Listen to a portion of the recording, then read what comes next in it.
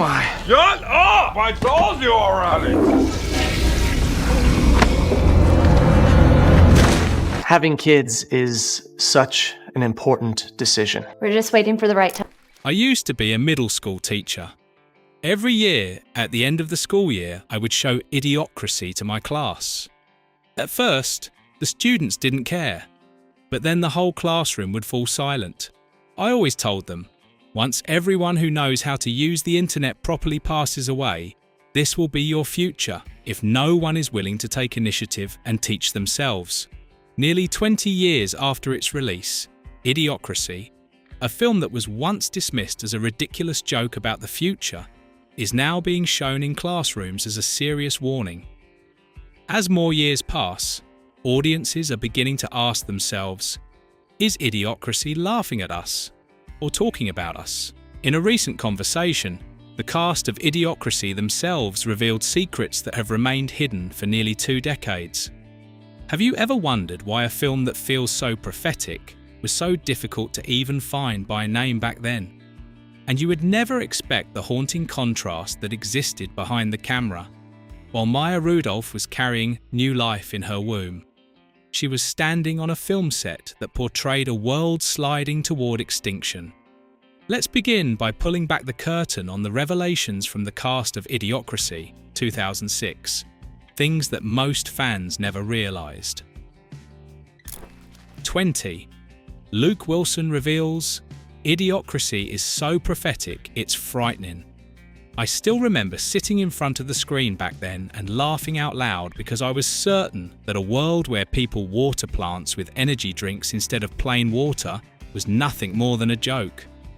But nearly 2 decades have passed, and that laughter is slowly turning into a shiver. For the film's lead actor, Luke Wilson, this movie is no longer just entertainment. It has become something like a disturbingly realistic report on the world. On the podcast Conan O'Brien Needs a Friend, the actor confessed, Idiocracy. When it first came out, I really liked it, and I still do, but the fact that it seems to be becoming reality now really worries me. We seem to celebrate and love whoever is the dumbest person, and the funny thing is that all this stupidity actually worries me. Wilson's concern is not the vague anxiety of one individual. It is an exposure of a deeply troubling social reality. The real danger lies in society falling into the trap of anti-intellectualism, a world where profound intellectual values are pushed aside to make room for theatrical spectacle and the worship of foolishness. In many ways, the film seems to have unintentionally sponsored a kind of prophetic book about the intellectual decline of humanity, where politics and culture gradually transform into cheap performances. 19. The film was almost buried. Luke Wilson reveals the disastrous box office. After 20 years, have you ever wondered how a movie that was once considered a catastrophic scar at the box office could rise again as an eerily accurate and haunting prophecy? In a December 2024 interview with Business Insider, Luke Wilson recalled, I'll never forget reading the LA Times before the movie came out. I saw this tiny ad that said, Idiocracy, and it listed only 3 theatres. I called Mike Judge, and he told me the film had basically been cancelled. I was really disappointed. So I'm very surprised that it became popular. This is the movie people mention to me the most. It's kind of special because it couldn't be denied even though the studio tried to bury it. The real numbers were even harsher than Luke's memory. With a budget of about $2.4 million, the film earned only around $444,000 worldwide, a figure that almost completely vanished from the cinematic map at the time. But the film slowly came back to life through hand-to-hand DVD sharing and clips spreading across the internet. Because the reality of society after 2016 began to resemble the film in ways that were impossible to ignore. Luke Wilson has admitted that today this is the movie audiences ask him about the most, far surpassing many of the glossy blockbusters he has appeared in. 18. Mike Judge, director, reveals, the inspiration came from real life.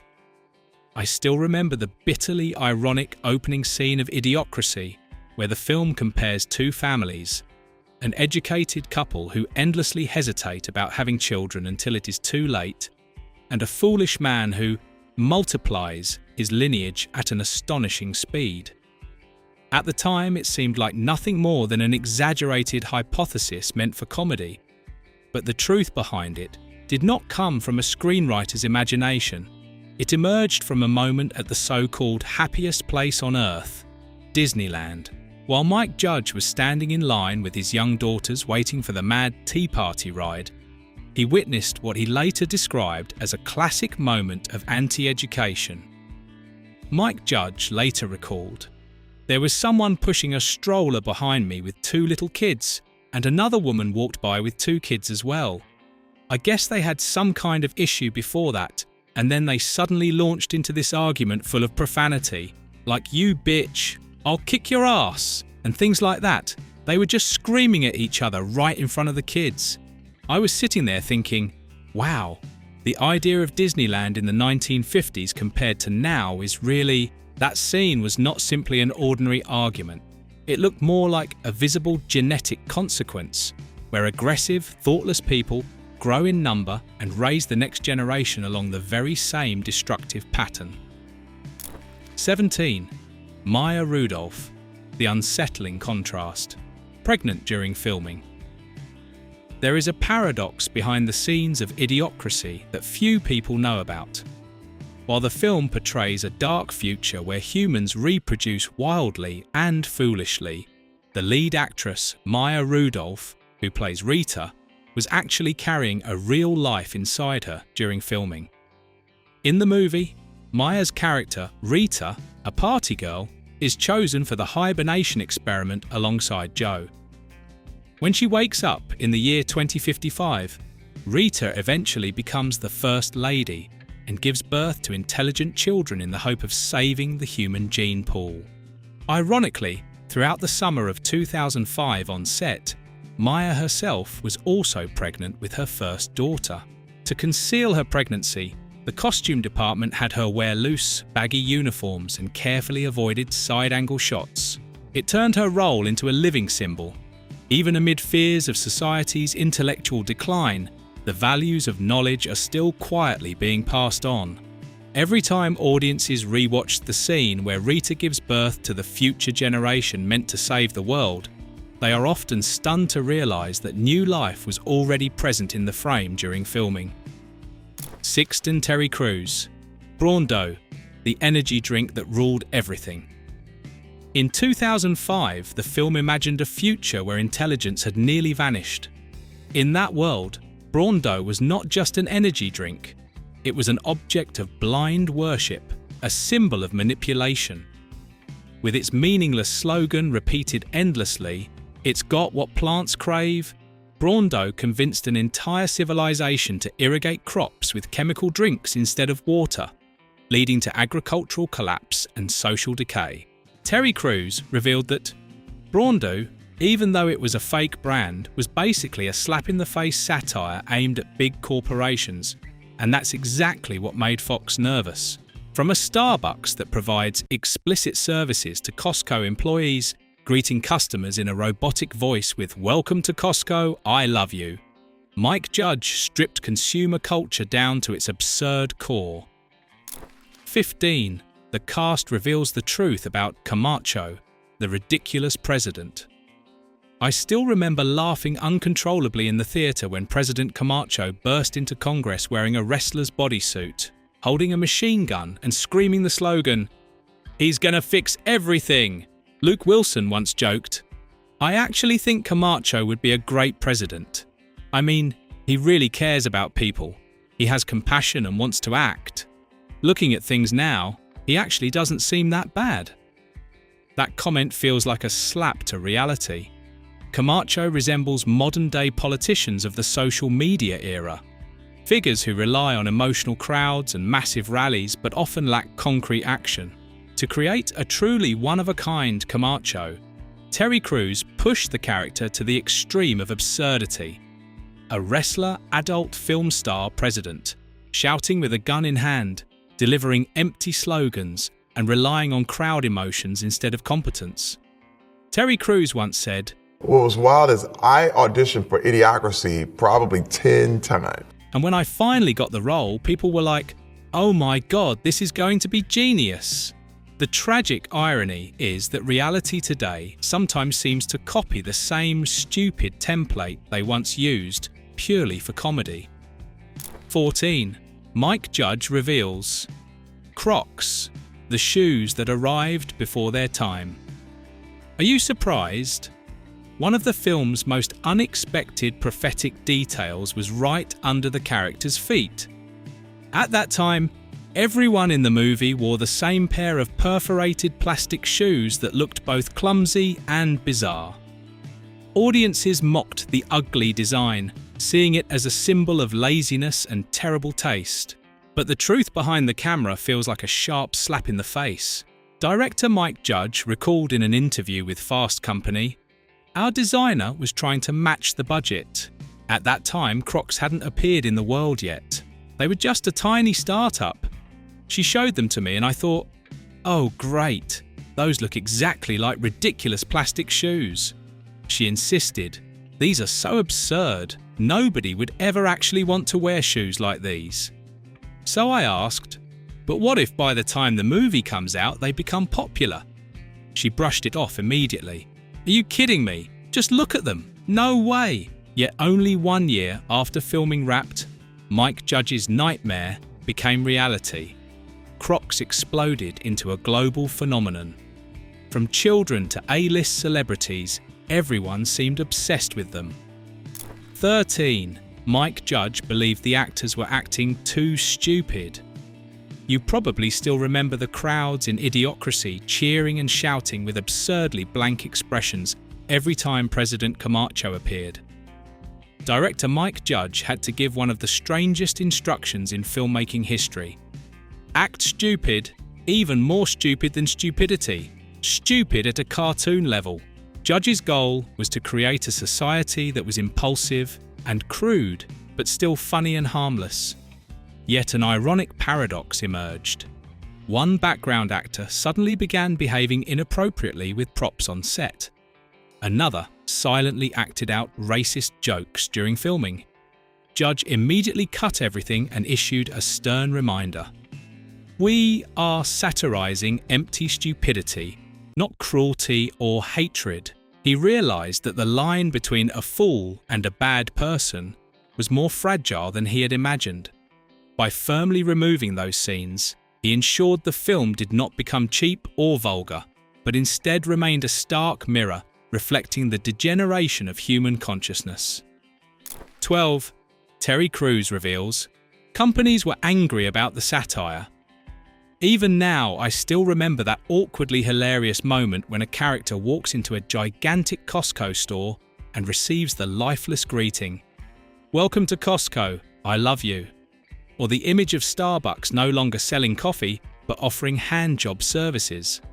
At the time, we saw it as the peak of satire.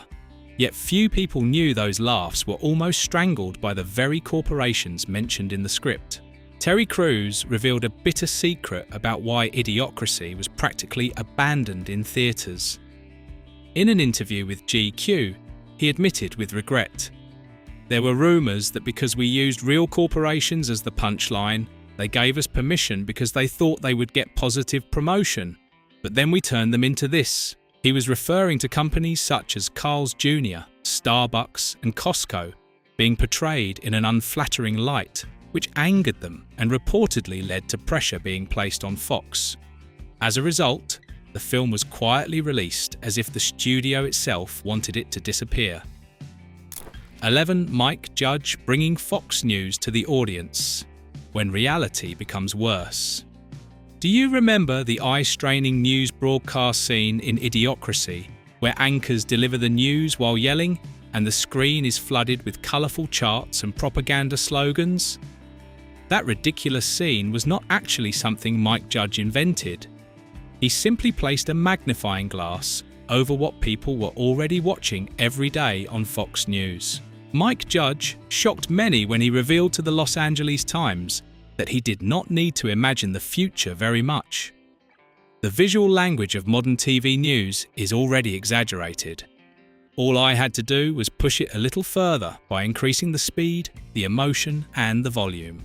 Instead of a news channel that provides knowledge, Judge turned it into a foolish entertainment program where information becomes nothing more than an excuse to provoke the crowd. When the line between journalism and entertainment disappears, truth slowly dies. This fear became so strong that the filmmakers realized they were not creating science fiction. They were documenting the evolution of modern television. 10. The film was released in a mysterious way. You may not clearly remember when Idiocracy actually premiered in theatres, and that is exactly the problem. On its release day in 2006, the movie was distributed in a way many people in the industry bluntly described as being buried alive. No trailer, no poster, no red carpet, no press campaign.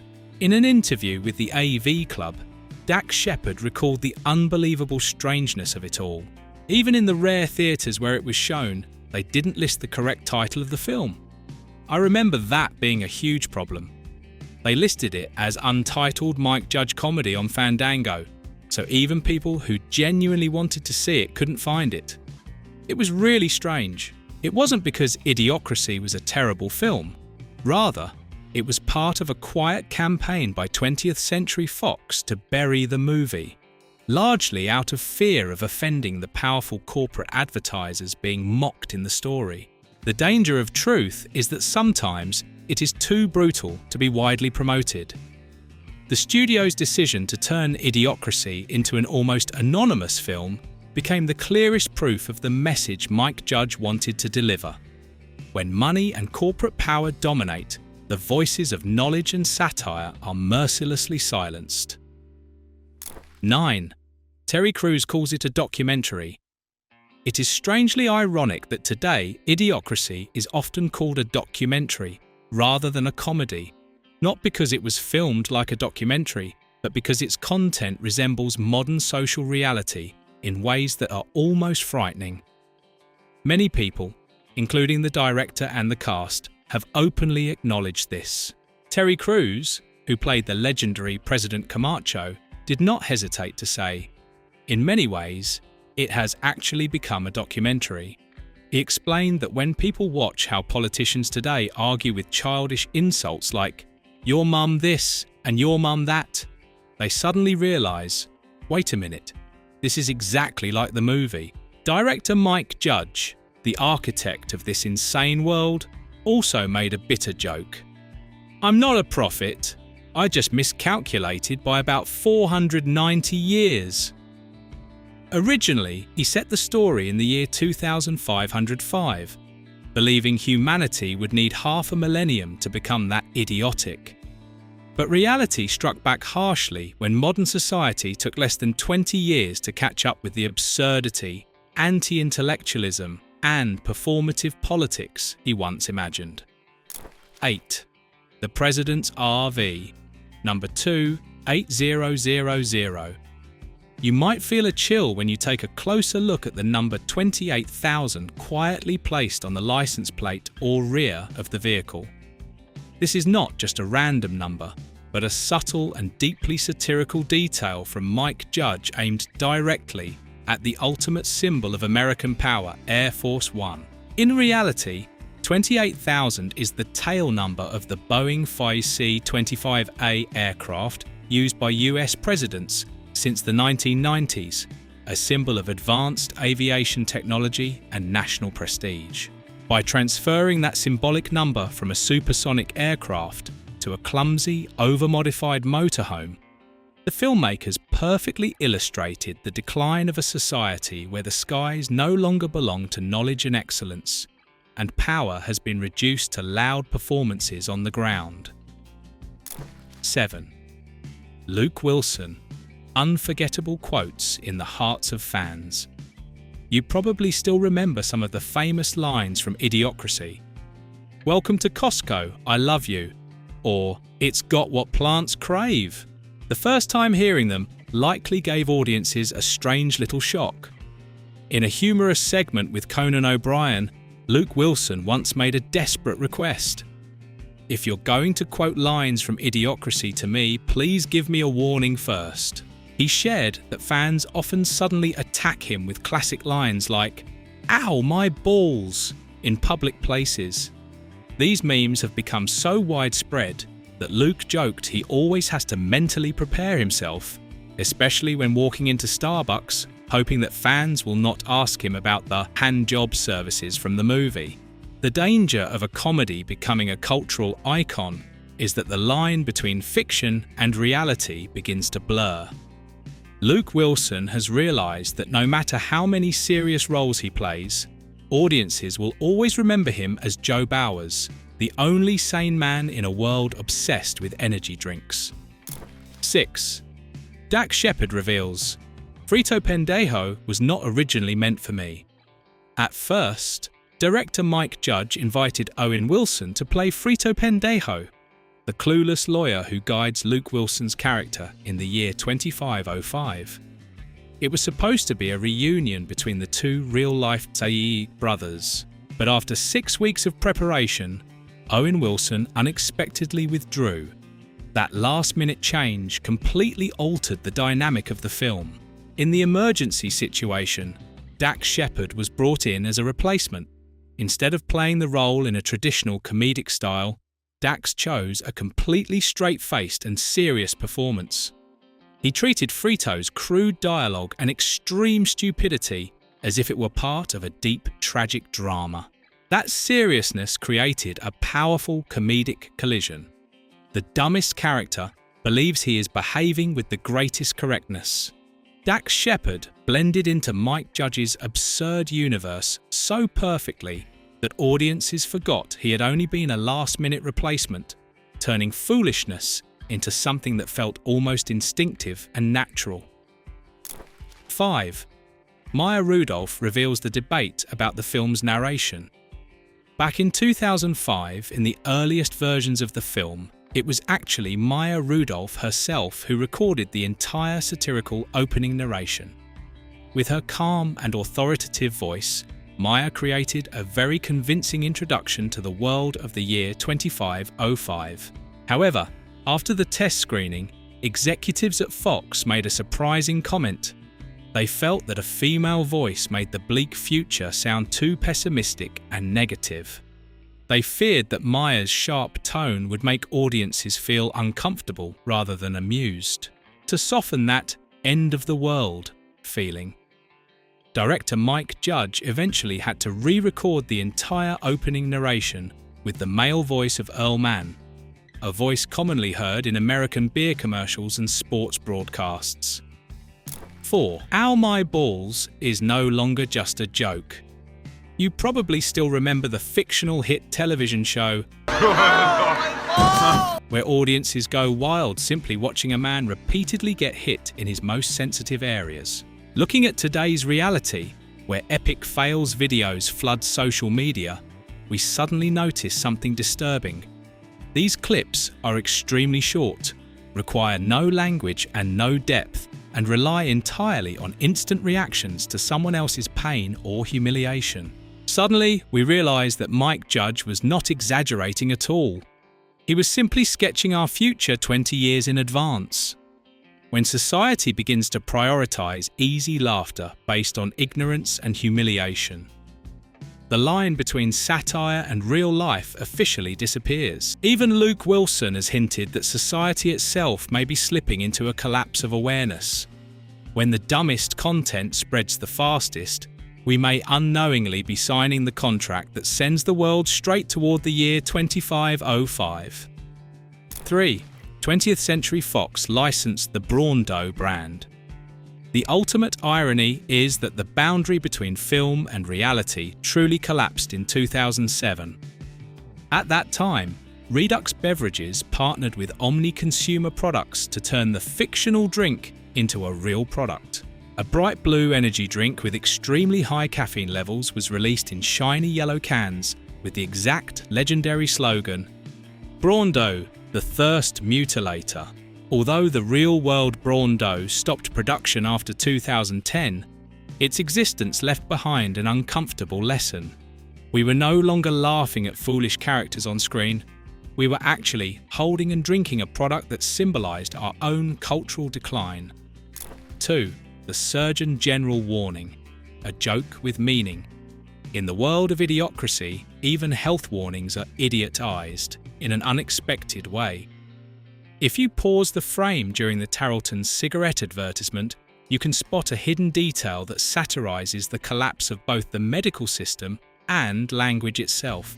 Instead of a serious warning about lung cancer or stroke, the Tarleton's billboard displays a message from the Surgeon General that reads, "Warning! The Surgeon General has only one lung and a talk box left, but he can still kick your ass." It is a humorous slap at how future society completely misunderstands the purpose of education. Instead of providing knowledge to protect public health, the highest medical authority uses childish muscle-style threats just to demonstrate power. 1. The cast of Office Space returns like an echo. Both Office Space and Idiocracy represent very distinctive slices of Mike Judge's storytelling. In these films, he does not simply satirize American society, he quietly connects the stories through small echoes. In Office Space, he was Michael Bolton, a frustrated office worker exhausted by a meaningless corporate system. In Idiocracy, he sits inside President Camacho's cabinet as the Secretary of State, part of a government openly sponsored by corporations and operated through collective stupidity. That transformation is what makes the moment memorable. From someone who understands the absurdity but feels powerless, he becomes part of a society that no longer recognizes its own absurdity. Idiocracy pushes the weary sigh of Office Space even further. It is no longer just a story about office life. It becomes a vision of a world where stupidity itself has become the national standard. And Herman sits there quietly, like an echo of a past that was never truly heard. Nearly 2 decades have passed since Idiocracy was released, yet the film seems to have never stopped growing with time. What was once dismissed as exaggeration now carries an almost prophetic tone. Details that audiences once laughed off now feel more thought-provoking than ever. Perhaps that is also the most remarkable aspect of Mike Judge's storytelling. He never tried to preach, and he never tried to sound overly serious. He simply placed a mirror in front of us and allowed time itself to provide the answer.